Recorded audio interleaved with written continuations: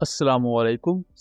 Welcome to conflict card राद। दोस्तों, India की तरफ से ये क्लेम किया गया है कि पाकिस्तान पंजाब में मुख्तलिफ खालिस्तानी फाइटर्स को एंटी टैंक रॉकेट्स प्रोवाइड कर रहा है और इसी कॉन्टेक्स्ट में इंडियन इंटेलिजेंस की तरफ से और इंडियन पुलिस की तरफ से एक joint intelligence based operation launch हुआ जिसमें 2 लोगों को अरेस्ट कर लिया गया। ये जो 2 लोग हैं इनका नाम है महाकदीप सिंह और आदित्य। इनसे एक RPG-22 एंटी टैंक रॉकेट भी रिकवर किया गया है। बेसिकली एक उसका फायर कंट्रोल यूनिट है और मल्टीपल रॉकेट्स रिकवर किए गए इनसे। अब ये RPG-22 रॉकेट की क्या कहानी है और पाकिस्तान क्या वाकई खालिस्तानी फाइटर्स को ये प्रोवाइड कर रहा है? अगर प्रोवाइड कर रहा है तो इसके क्या स्टेप्स होंगे, क्या कॉन्सिक्वेंसेस होंगे और इंडिया इसके जवाब में क्या पाकिस्तान के बॉर्डर पर दोबारा से एक अटैक लॉन्च कर सकता है जैसा कि उन्होंने माजी में किया था? तो इन चीजों को जरा डिटेल से समझते हैं। दोस्तों, ये जो RPG-22 रॉकेट है इसको पहले मैं आपको थोड़ा सा बता दूं। जैसे RPG-7 रॉकेट प्रोपेल्ड गन है, या जैसे रॉकेट लॉन्चर कह दिया जाता है, RPG-22 उसी का ही एक हाई कैलिबर वेरिएंट है। RPG-22 को सबसे पहले 1979 में सर्विस में लिया गया था और सोवियत यूनियन ने इसे बनाया था। उस वक्त आइडियोलॉजी ये थी कोल्ड वॉर पीरियड में कि जो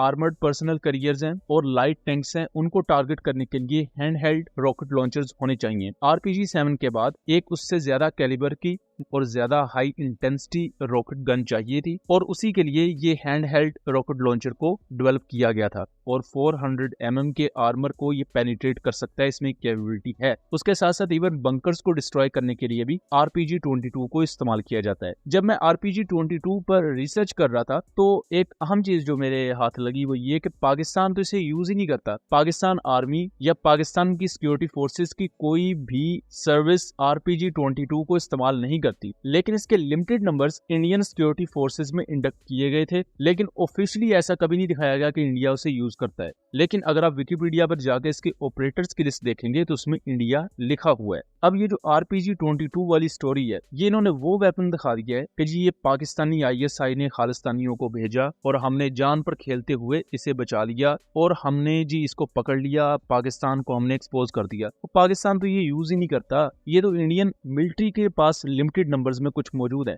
जिससे ऑब्वियसली इंडिया भी ज्यादा तादाद में यूज नहीं करता। उनके पास दूसरी RPGs या दूसरी सीरीज ज्यादा बड़ी तादाद में इंडक्टेड है जिन्हें ऑफिशियली वो ऑपरेट करते हैं। यहाँ पॉसिबिलिटी ये नजर आ रही है कि ये बेसिकली एक फॉल्स फ्लैग है जिसमें इन्होंने अपने ही किसी पुराने वेपन स्टोरेज से ये कुछ RPG-22 के राउंड्स उठाए, वो इन 2 बंदों को दिए, इन 2 बंदों को फिर मीडिया के सामने लेकर आए। इंडियन पुलिस पीछे हीरो बन के खड़ी हुई और एक बॉलीवुड की तरह जी हमने पाकिस्तान के ISI के 2 एजेंट्स पकड़ लिए हैं। ISI यहाँ पर खालिस्तानियों को रॉकेट्स दे रही थी, एंटी टैंक रॉकेट्स, और हमने कोई बड़ा बहादुरी का काम कर दिया है।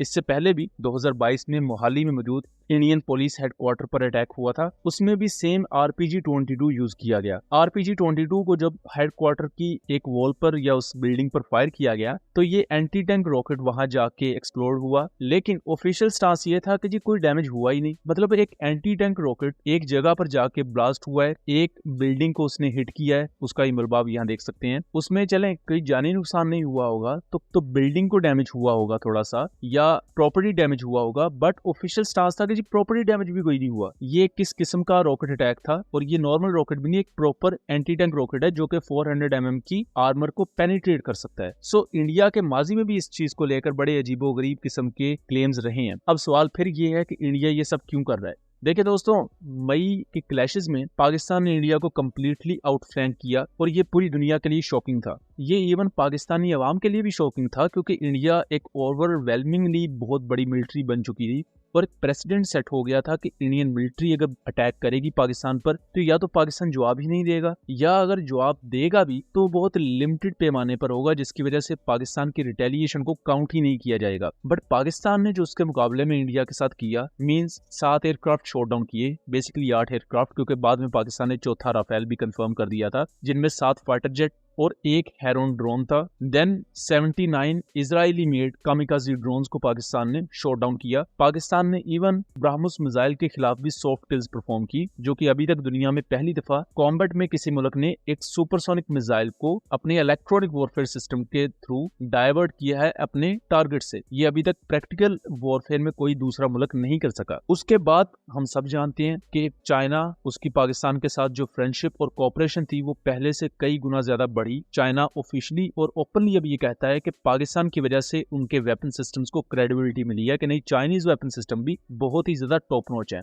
अमेरिका ने भी उसके बाद पाकिस्तान को तवज्जो दी और पाकिस्तान को इंडिया के ही बराबर एक कंट्री के तौर पर कंसीडर करने लगा। और ये पाकिस्तान के लिए एक अहम चीज भी थी, क्योंकि इससे पहले इंडिया को पाकिस्तान से अपर हैंड दिया जाता था किसी भी डोमेन में, चाहे वो डिप्लोमेटिक डोमेन हो या मिलिटरली। अगर पूरे सिनेरियो को देखा जाए, इंडिया अब उस पूरे स्कोर को सेटल करना चाहता है। इवन दो के झूठे क्लेम्स उनके बहुत है कि हमने पाकिस्तान के पता नहीं एयरबेस से तबाह कर दिए हैं, पाकिस्तान को भी 10-12 जहाज भी गिरा दिए हैं, लेकिन उस चीज को इंटरनेशनली कोई नहीं मानता। और पता है इंटरनेशनली सभी को है कि इंडिया अभी तक कुछ भी नहीं कर सका है पाकिस्तान के खिलाफ। यही वजह है कि अब वो मुख्तलिफ किस्म के फॉल्स फ्लैग क्रिएट कर रहे हैं कि पाकिस्तान ने अपने बॉर्डर से यहाँ पर कोई RPG-22 एंटी टैंक रॉकेट्स भेज दिए हैं, अब हम उसका बदला लेने के लिए कुछ नया कांड करेंगे और उसके बाद इनके शायद 6 से भी ज्यादा एयरक्राफ्ट गिरे। लेकिन जो भी हो, ये देखना दिलचस्प होगा कि ये अब ऊंट किस करवट बैठता है।